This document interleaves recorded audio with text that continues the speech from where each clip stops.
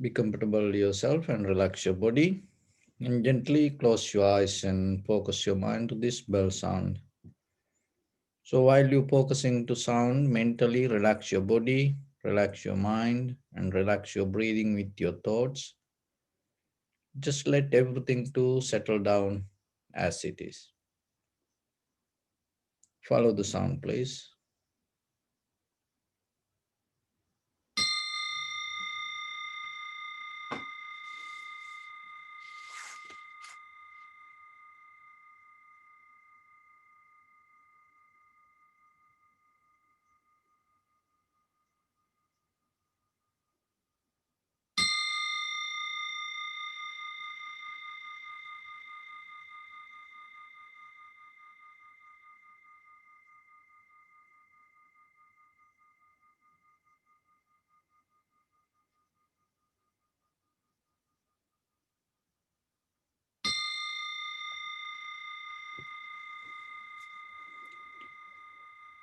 Namo tassa bhagavato arahato samma sambuddhassa. Namo tassa bhagavato arahato samma sambuddhassa. Namo tassa bhagavato arahato samma sambuddhassa.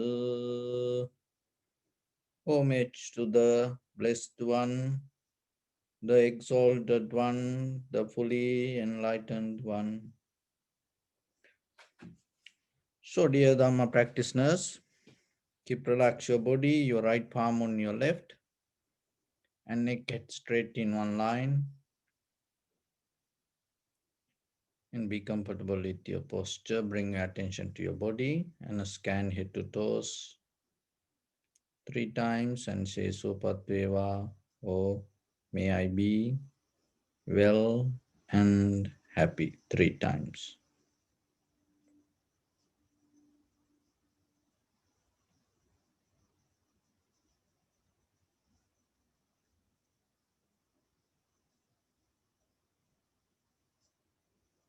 Take a moment and think. We gathered here in this moment to practice this ancient meditation technique. All the Buddhas, all the enlightened masters followed this path and achieved wisdom. So we also gathered here to accumulate that knowledge. In this moment, with this sitting, may my body become more comfortable. May my breath be more smooth. May no difficulties come to me. May all the success come to me.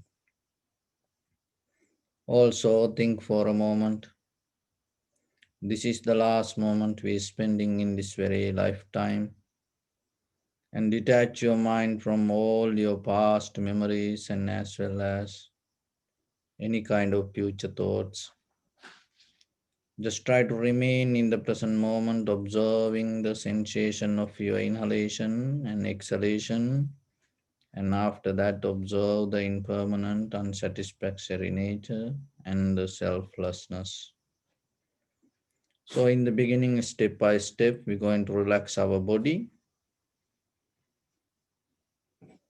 Just follow my words. Relax your head.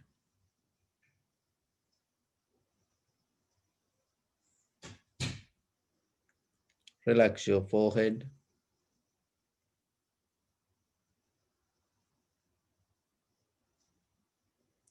Relax your eyebrows.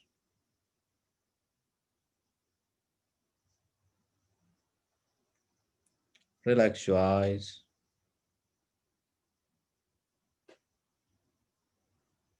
Relax your ears.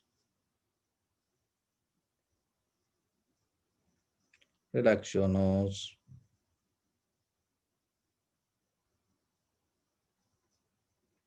Relax your upper lip. Relax your lower lip. Relax your chin. Relax your whole face muscles.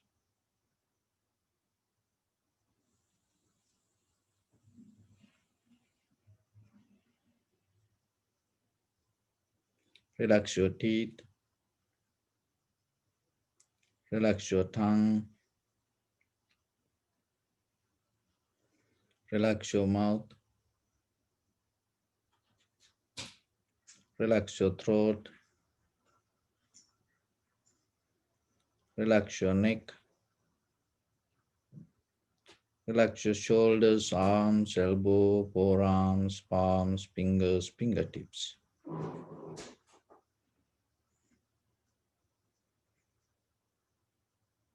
Relax your back muscles and relax your spine.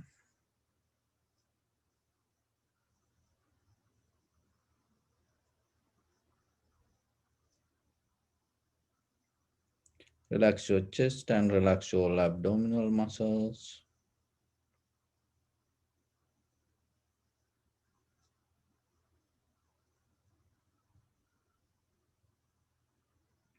Relax your lungs.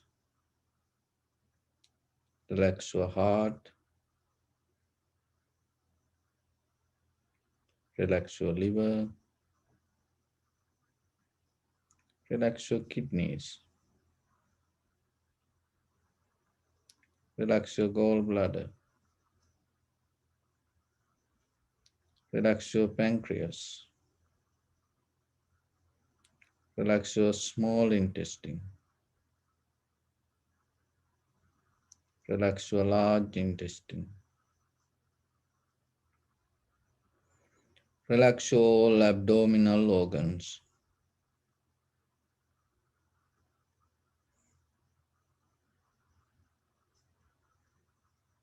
Relax your buttock.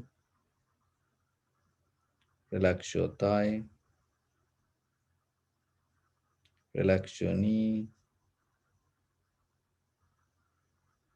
Relax your calf muscles.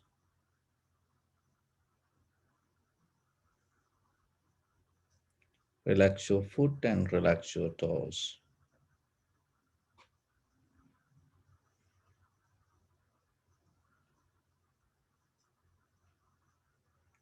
Relax your whole body muscles, tendons, ligaments, bone marrows, and whole skeleton.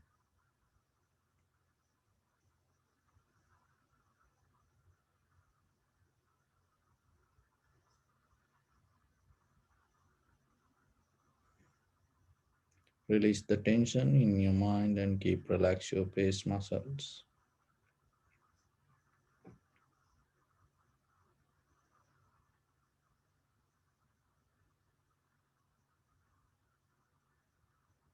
Now bring your attention to the lower part of your body. See, is there any sensation, any rough feeling, tightness, heaviness? If you can see something, just get a mental note. Don't react to it. Just recognize. Don't interfere with it.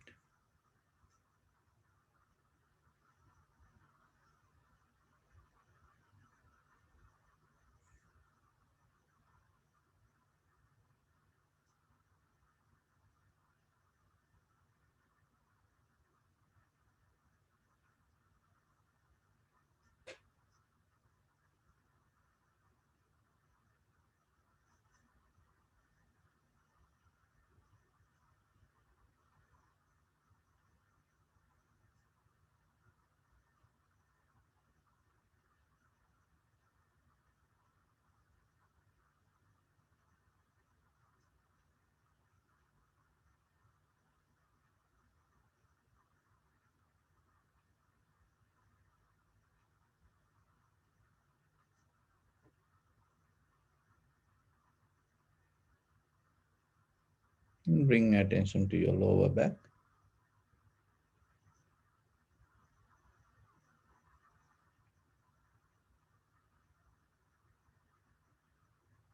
See, is there any sensation, feeling, heaviness, tightness, heat?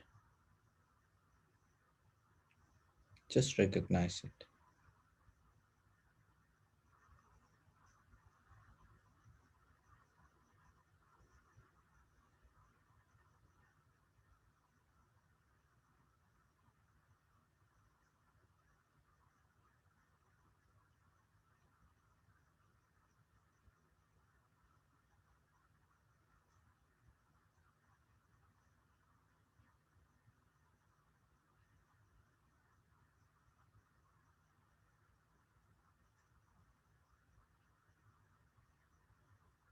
in your shoulders and your upper back,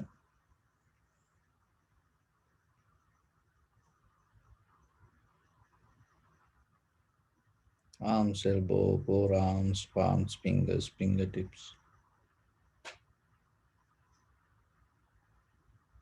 Analyzing, recognizing is the most important basic part you have to practice in the beginning. And without interfering, just get a mental note, whatever the feeling or the sensation.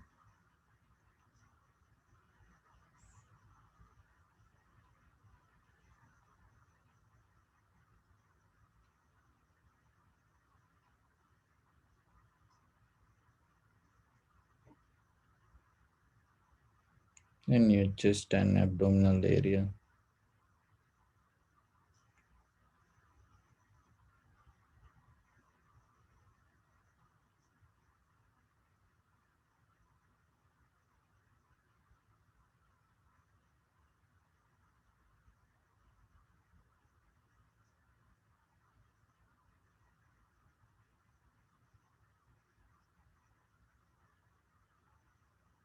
in your face and your head.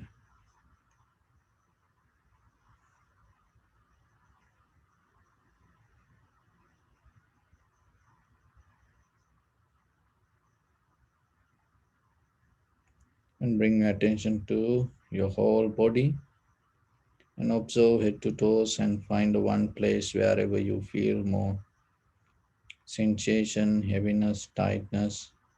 So, whatever you feel, just focus your mind to that feeling and stay there.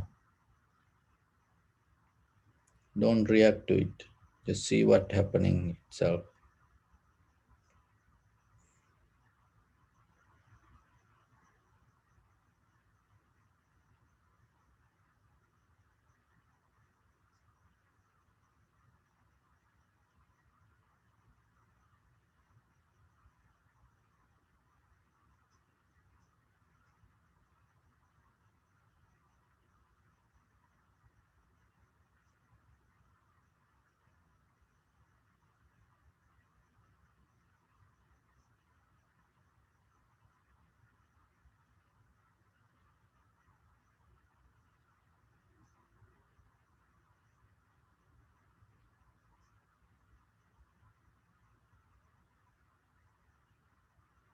And bring attention to in front of your nose and your upper lip area. Deeply and gently breathe in, breathe out 3 times and find the sensation, please.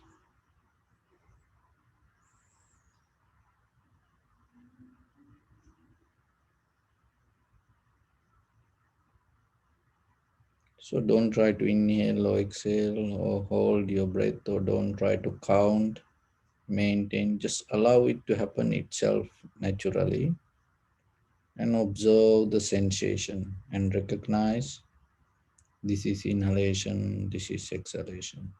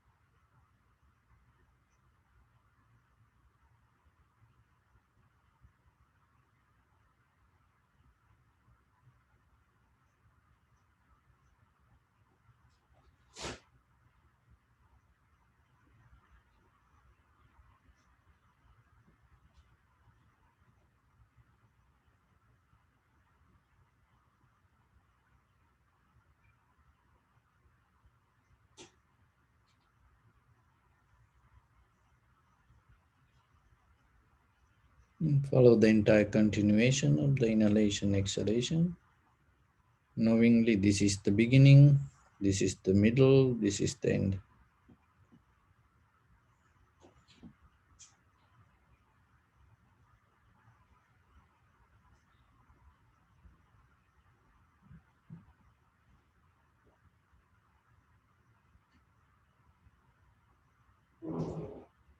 Also, you may experience some inhalation exhalation become longer, shorter, heavy, soft, warm, cold.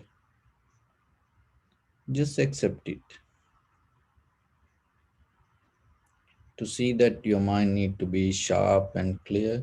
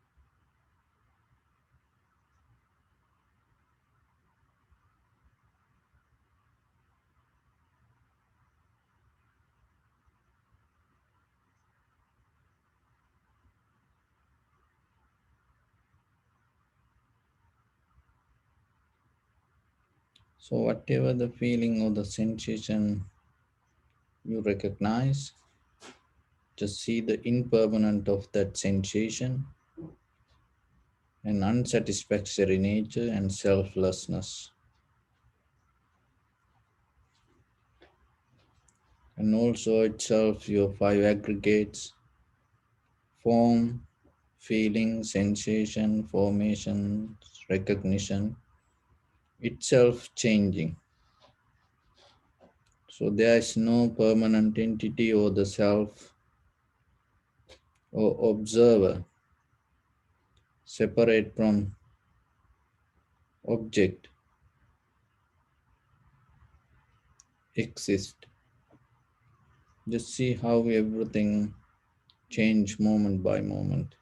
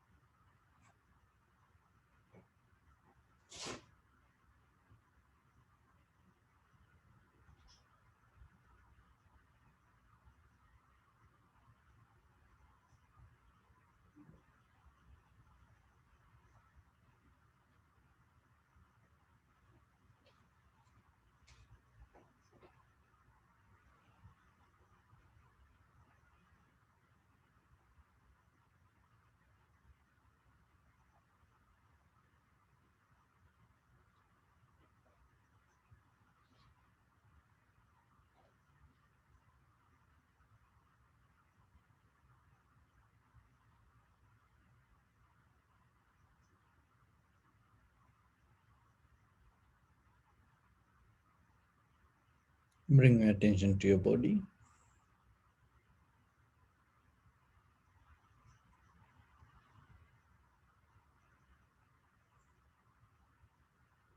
Observe your posture.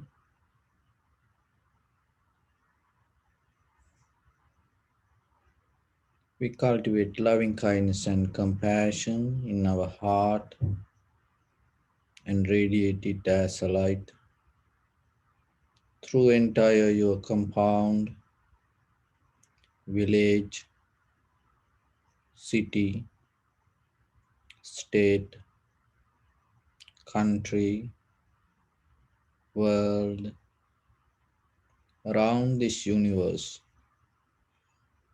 Also, as far as you can, through galaxies, other planets, stars, reminding yourself like this. So, with clear intention, mentally repeat after me. May all living beings in this universe be well and happy.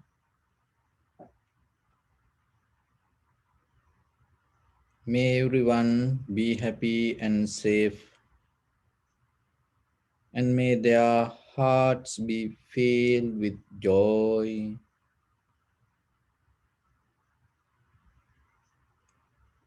May all living beings live in security and in peace. Beings who are frail or strong, tall or short, big or small, visible or not visible, near or far away,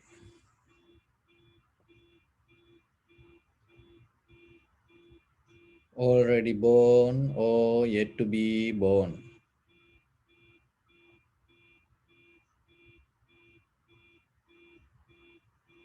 May all of them dwell in perfect tranquility.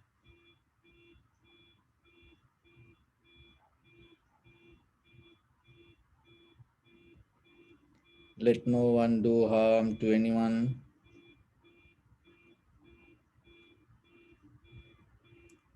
Let no one put the life of anyone in danger. Let no one out of anger or ill will wish anyone any harm.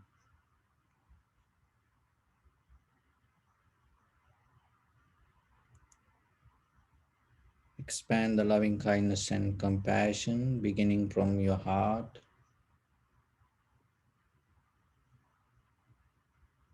forward.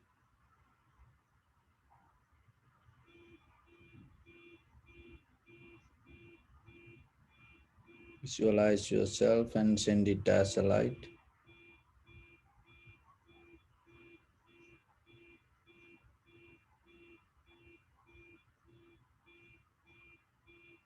to your backside,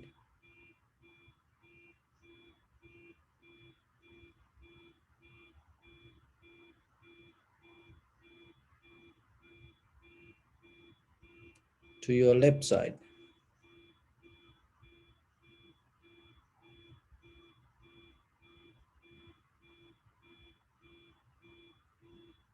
and to your right side.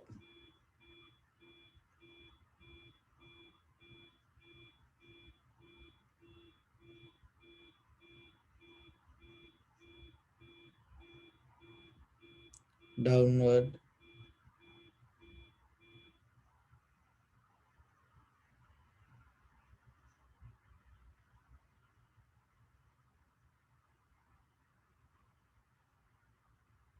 and upward.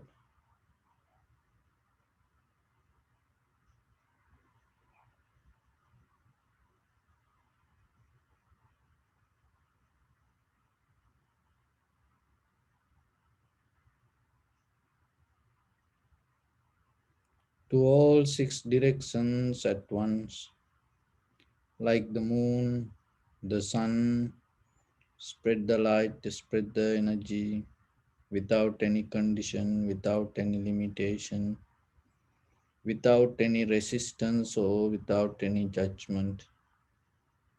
Let your heart to shine with the loving kindness and compassion from the bottom of it, with the maximum effort to the highest.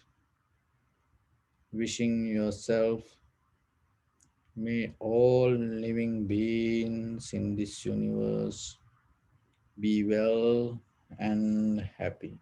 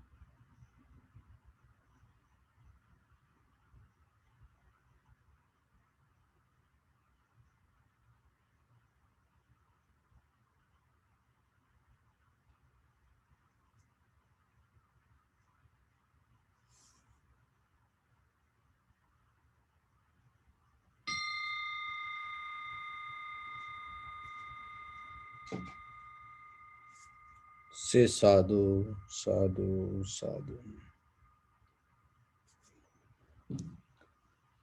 So, dear Dhamma practitioners, our human life mainly depend on our mind. So the mind made the man. When it come to mind, the very nature of the mind always it measure. There are few qualities in mind, that undeveloped mind or is kind of like until you attain to enlightenment, you're going to have this kind of qualities. So one is the mind has, when it come to the ancient language, Sanskrit and Pali, we call this mana. So the mana or the mind has a nature to measure. The mind has the mano, or the mana has a nature to always mana. So the mana is kind of like a measurement, measuring here and there, this and that. So like that, it always it is very capable, and it always like to measure and divide. That is one quality of the mind, mana. And other thing is pondering, from here, projecting from here to there, always. That's why the people have this very nature always to look towards, even physically from here to there, even mentally from this point to that point. We always like this. And there is another quality in this mind, or the mana, or that also called mana. That mana is grasping, holding, and becoming centered. And with that centered, you developing kind of like a view. That also called mana, view also called mana. And when it comes to English language, the mind always develop the ideas. So the ideas develop the idols. This all the idol, the material things, whatever we create, it always come out of the mind, idols. So the ideas become idols. Another thing is the ideas bring the identity. Otherwise, your ideas cannot survive. Your idols cannot survive without identity. So the mana, the mind create the mana or the mana, it cannot depend without the views. So the views always come out of the self-centered mind. So the identity also come out of the self-centered mind. Until we attain to Nibbana, we go through this kind of pattern in ourselves. So this behavior of mind is always bring us the resistance. Why? Because once you become centered, once you create the identity, once you create a view, once you start to create idols, ideas, what happening? It always create resistance. It always create divisions. It always create the struggle arguments. The thing is, from birth, we like this. Through the culture, traditions, this everything, we like this kind of behavior ourselves. So this behavior we like and we maintain it, we nourish it. That is itself called life. So when it comes to that kind of life, deeply, that once we caught up with these things, once you caught up with the ideas, settle down with the ideas or the idols or the identity, you cannot see beyond that. It makes you very limited. That is the disadvantage of the self-centered the mind. That is the disadvantage of the identity. Why? It make always limited us. So when it come to tranquility meditation and vipassana meditation, we develop a path ourselves to break down that identity, unplug that identity, have the connection with the mind or the thoughts or within our existence. Because once you unplug your identity from the very existence, it make you free to recognize that what is happening within yourself. And once you recognize that, you able to understand the very nature of life. That's why we come to observe impermanent, unsatisfactory nature and selflessness. So this is within us. But still, if it is within us, why we cannot see? So then why you have to practice meditation? Why you have to develop a different art to see it? Because our identity, our ideas, or our idols, so these things, our views, not allow us to see it. So when you have the identity or the ideas, In the surface level, you able to become more comfortable with that. So that comfort, what will happen, that comfort allow you to go through the time and pass the time. But underneath that, this impermanent, unsatisfactory nature and selflessness happening always, and it is there, but we don't see. Why? Because we become more comfortable with the surface level. So through the samatha, in the beginning, what we does, we slowly break down this surface level of the comfort and start to access to underneath that and see. So remember this, breaking down surface level of comfort does by tranquility meditation. So how you can do it? Rather than responding to your surface level of emotions or the ideas or the feelings, you just become neutral and observe. So in that very moment, what will happen?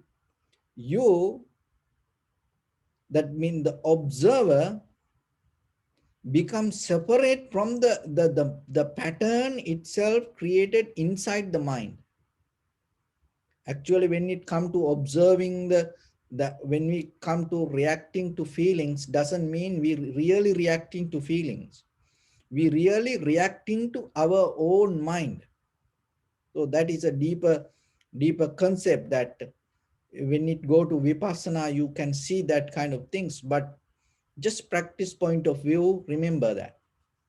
Mostly when we see, oh, I like this, oh, I see this, this is beautiful, oh, this is so good, I feel so good. So you see in the surface level that you reacting to kind of like of something outside, but no, you reacting to deeper your mind. So when it comes to tranquility meditation,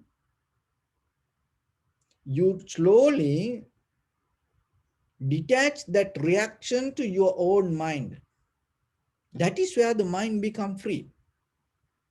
So now you have an idea. So then where the mind get disturbed? That we think that the mind get disturbed from outside. If the mind get disturbed from outside, forever we going to get disturbed.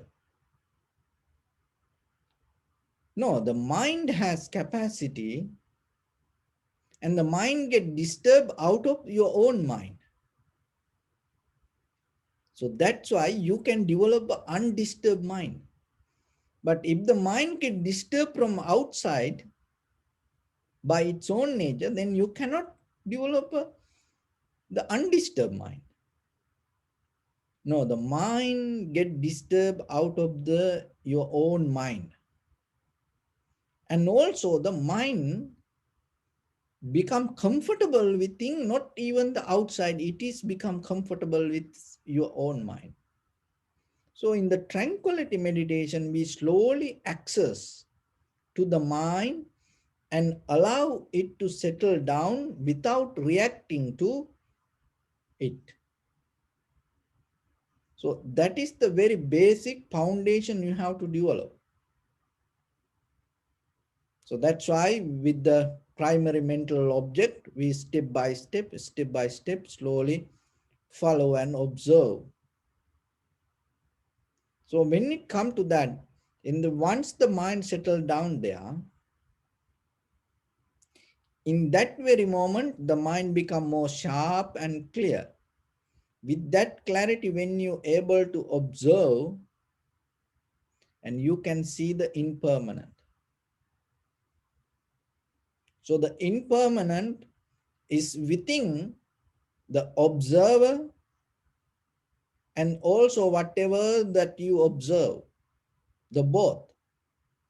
It is not one thing, only one thing change.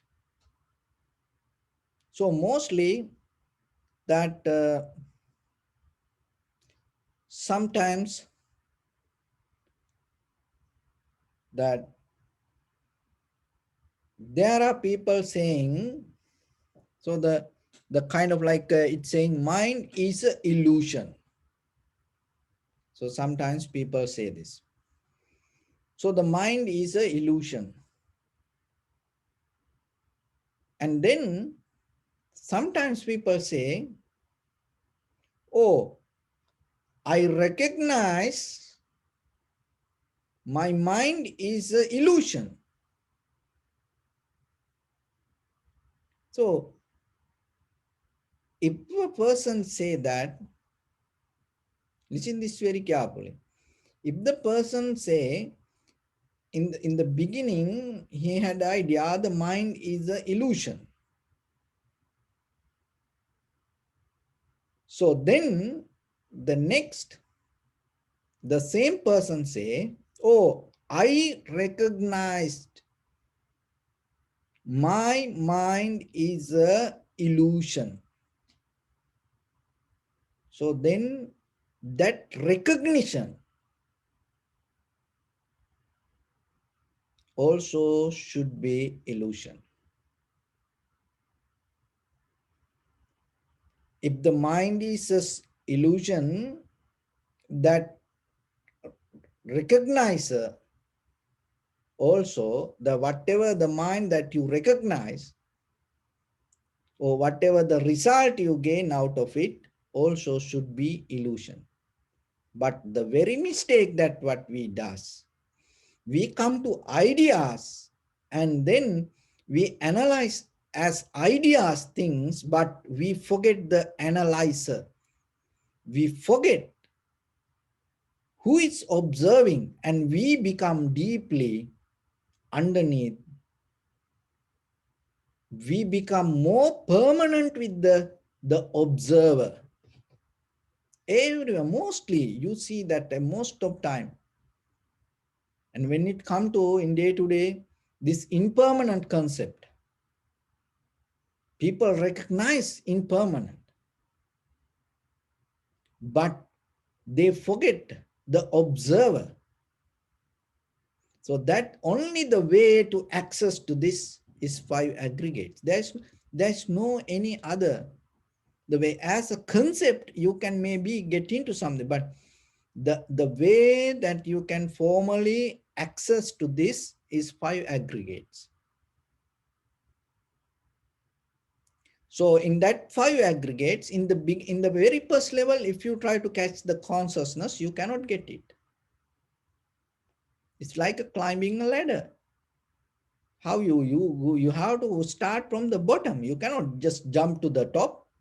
Then it's not going to become a ladder. So like that, in the very surface level, as I mentioned, the mind governs this world with the feelings. Don't try to go to consciousness. Mind governs this world with the feelings. People go with feelings. Look at every day that whatever the things that we hold it, the feelings. In a very reaction come out of the feelings.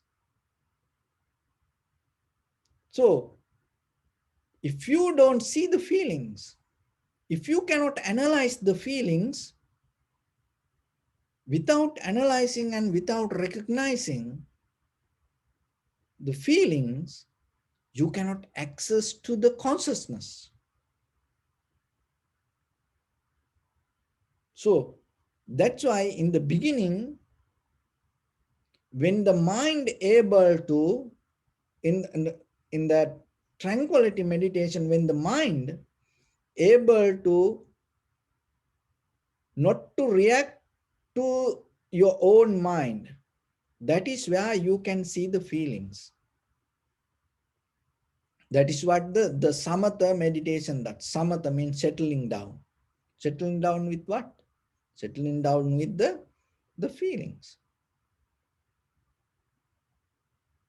With, rather than reacting or feeding to it. Because if you feed it or react to it, you cannot see it. So once you see the feelings and how the feelings arise and how the feelings exist, change and disappear. Disappear not done, that doesn't mean it going to go away. It transforms to something. It becomes something else. So it all is moving, changing. So once you see this nature within the feelings, then you know, then you are able to recognize sensation. So the sensation means the how deep the feeling. The feeling is the surface level. The sensation means how deep it is. So as example, when you touch, this is feeling. This finger, oh, and the sensation is the decided it is comfortable. Oh, this is enough. Oh, I getting hurt now. Oh, so like that is given by this the sensation.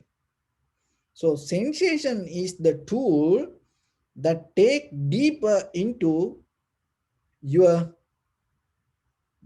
mind. Whatever the feelings take deeper into. So then you're able to see that. And the formations. So that this has a deeper connection with the past.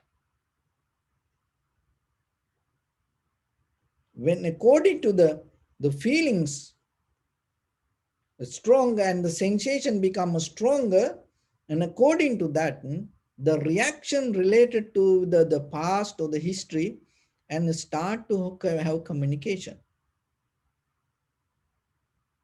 This entire process, the governed by the consciousness. There is nothing else. Beyond five aggregates, form, feeling, sensation, formations, recognition. There is nothing else. In conventional level, we say, oh, mind is an illusion, or the life is an illusion, world is an illusion. And but the recognizer, we make it permanent. From where we observe that illusion, that is the very important when it comes to vipassana level. But in conventionally, just remember, in day-to-day life, so why this is important for us? So because the very nature of the mind, centering, putting identity. So with that identity, you start to measure things, divide things. So then when it comes, I give you some few things that you can apply in day-to-day life, how this work. And sometimes we come to situations, we just say, oh, this is wrong. Oh, this is right. Oh, I like this. Right away, step back and start to look. In what point of view you able to see that way? Just right away, mentally do this as an exercise. Even when you eat or when you feel some comfort, right away, rather than go with the current, right away, step back and start to look in what kind condition or the point of view you say this. Then you will see the self-centered. You see the self. It is very practical. You can see it. If you practice, if you do it, you see it. So in the otherwise that then you recognize in there is nothing. Oh, if there is nothing that you can centered and how you say this is right or this is wrong. So that is where you can come to a point in conventional, in day-to-day life, and you can do a kind of like, it's just not the meditation, just you close your eyes and do. In day-to-day life, whatever you come to divisions, or you try to come to divide things, arguments, conversations, just a little bit. Look into your mind and see. If you try to blame to somebody, claim something,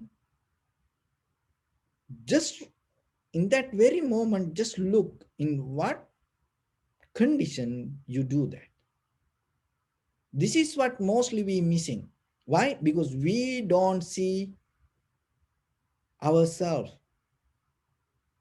We don't see the subject. We just go with the object. So that is where you see and deeply that how this impermanent happening. So to access to that consciousness, with the very first thing that you have to get into the feeling and see, and then it will take step by step, step by step.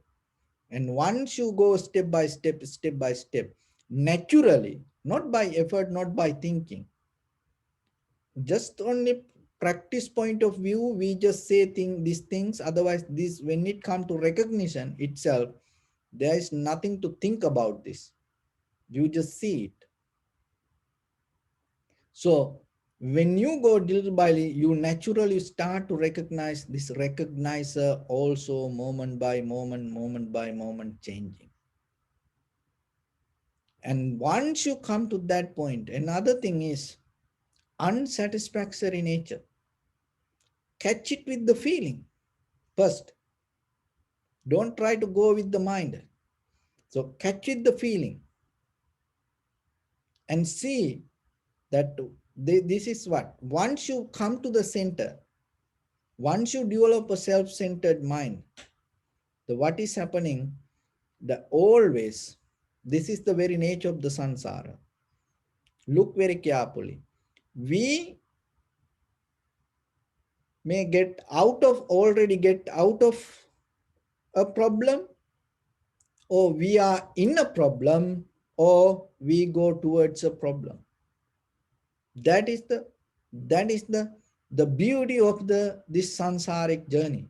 We may already get out of a problem, or we are in a problem, or we go towards a problem. If you are not like that, forget about meditation, or forget about this. Just keep going the way you go. But the very nature of the sound, how this is happening, because this unsatisfactory nature always take this life as a problem, everything as a problem. And underneath in our life, deeply micro level of, we have kind of like a unsatisfactory nature of the suffering. It is very, very sharp, and it is very deep. And most of time, averagely in day-to-day life, we do things, but deeper, we don't see that macro level of suffering. So it like this. When it come to child, and you tell about the life, and then you tell to the child, oh, you have to study, you have to do this, you have to do that. And then you make the child kind of like a fearful, afraid for the life. So then the child try to escape from that fear. And then what will happen? Itself, it become a struggle. And then the child go to school and study. And maybe go to school and study. Now you become so happy about the child. But now child, the early morning, wake up and get ready themselves and happily go to school and play with children. And then you look at the child and you say, oh, my child is so happy. But underneath, why that child go to school? Why in the first level you put the child to school? And what is the process? Because underneath that that the child has the fear regarding not to suffer. So then that's why the child go to school. Even though play with children in the break time, the entire process, that is the micro level of the suffering, hold that moment. But the surface level is good. So another example, you are come to a situation in family. Now everything go, very difficult, unbalanced, hard time, arguments. So then you think, oh, we should go for a vacation and then fix this. Then you gather everything and you try to make your mind and become kind of like, happy. And you make a vacation and you go with the family and everybody. And then when you go to very nice place, maybe beach or the mountain or somewhere, or the forest or safari, and you become happy in the moment. But you forget in the underneath the micro level of why you build this moment. Not to really to be happy. That is the point that you have to understand, and that is where you have to be very careful. Not to really to enjoy the moment. You build this moment just to pick something, just to get out of something. You cannot do that. Even though you go safari, you become happy, you're not going to get out of it. That is what the nature of the sansara. That is what we missing most of time. That is why it called most of the emotions leads us to suffering. Why? Because we build up the emotions out of the fear or the unsatisfaction or the suffering. Even though surface level is a look beautiful, happy, end of the journey, you again going to hit back to the same nature. So then what you have to do? No matter what happened in life, when you build a new moment, make it new. You can do that. You can do that. Only thing that you have to have a kind of little awareness, wisdom to do that. You start to do it with the very simple, basic level of your life. So, but we try to cover the major things sometimes with the very little minor situation. And that is where the micro level of suffering, unsatisfactory nature hold underneath this life. So then yourself, when there is a situation come, to cover that situation, don't bring kind of like, in the surface level, we think, oh, that is, but remember, it never going to get it. What you have to do this? If there is a situation, you have to go into it and finish it. Otherwise, get out of it. Don't try to cover it. So if you cover it, it's going to be there. So that is why mostly this unsatisfactory nature, we cannot see in the surface levels. Why? Because we covered it with the lot of things. But if you see deeply, there is a life you can have without suffering. There is a life, there is a moment you can live a life without suffering. Because the suffering not come out of the situations. Suffering come out of the way we look about the life. So then when it come to the vipassana level of understanding, you don't hold it to views. You always keep the newness. With that newness, you no need to attain to enlightenment, even in the conventional level. Just imagine, practice point of view, if you keep the newness in your conventional life, you become new. Get it, do it. Rather than even the life, rather than thinking about this is a struggle, oh, I have to do this, otherwise I going to fail, I have to do this, otherwise other people going to say this or do that. So without depending on others' opinions, just come to a point yourself, keep the crystal clear awareness and the freedom inside you. When you do something, then you will see what is the meaning of happiness, what is the meaning of without suffering living. Just have a moment of experience. When you're able to come to that point, that you will see you can achieve to that only by becoming selfless. Because when you come to a point self-centered, or the holding, grasping, or the view, or the mana, or the measure, right back to go, you go right away, you go back to its center point. Once you go to the center point, you hold it, and then you stuck there. But when you get out of the self-centered mind, in that very moment you reach to a moment to live without suffering. Conventionally you can practice it. Conventionally you can experience this.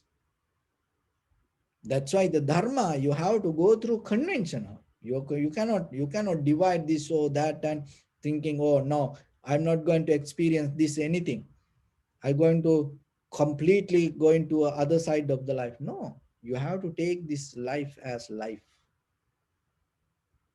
but without becoming self-centered. You have to take everything as everything without becoming self-centered. So that is the power of the vipassana. So that is why step by step, we sitting and we try to practice and develop it within ourselves. And then naturally, once you develop that science in your mind and in day-to-day life, you can apply it. When you see something, when you look something, when you're having a conversation, right away, you come to a point to detach from the self-centered mind, and half of the problem disappear. Half of the arguments disappear. Half of the situation disappear. Other things you have to apply according to necessary condition. Once you get out of the self-centered mind, it is very easily you can see the necessary conditions. The all the the tangles and all these illusions, that all the mirage, that everything come when we come to the self-centered mind. So then remember your life in day to day, that whatever you do, try to practice yourself conventionally with your husband, wife, children, friends, and family members, so with your co-workers, anywhere, whatever situation come, get out of the self-centered mind. Be there, get out of the self-centered mind. Then you will experience something beautiful. And that beauty is the beauty of living. So, with that, I bless upon with this good practice. May all of you be well, happy, and peaceful. May no harm come to you. May no difficulties come to you. May no problems come to you. May you also have the patience, courage, understanding, and determination to meet and overcome inevitable difficulties in your life. During this time period, may everyone stay healthy and safe. And finally, may all of you attain supreme bliss of Nibbana. Sabbityo vajjantu sabbarogo vinasatu mate bhavatantarayo sukhi digayuko bhava. Ettavata cha ammehi sampadang punya sampadang sabbe deva numodantu sabba sampatti siddhya. Sabbe bhutanumodantu sabba sampatti siddhya. Sabbe sattanumodantu sabba sampatti siddhya. Idamme punya kammang asavakkaya vahang hotu sabba dukkha pamuncatu. Bless you.